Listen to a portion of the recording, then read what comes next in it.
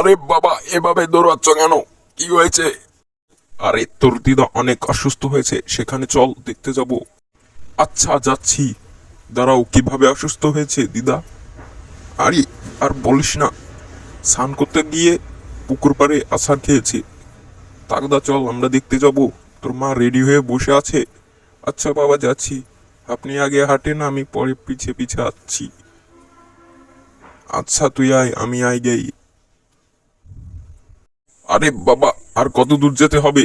এই তো সামনে, তুই আমার পিছন পিছন আয়, আমি নিয়ে যাচ্ছি। দাঁড়াও একটু জিরিয়ে নিই। হি হা হা হা হা, হি হা হা হা হা। তোকে এখন আমি মেরে ফেলবো। ওয়া! হি হা হা হা হা। তোকে এবার মেরে ফেললাম। ওই আমার বাবার মৃত্যুর প্রতিশোধ নিবই নিব।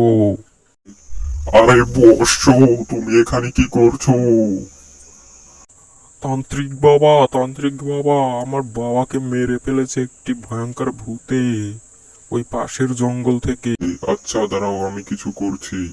তুমি একটু পিছিয়ে দাঁড়াও, দেখছি কি করা যায়। হি হা হা হা, হি হা হা হা হা। তুই আমাকে মারতে পারিস না, তান্ত্রিক। আ!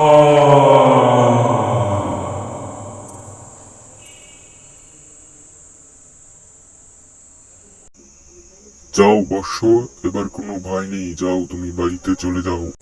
আচ্ছা বাবা, যাচ্ছি বাড়ি।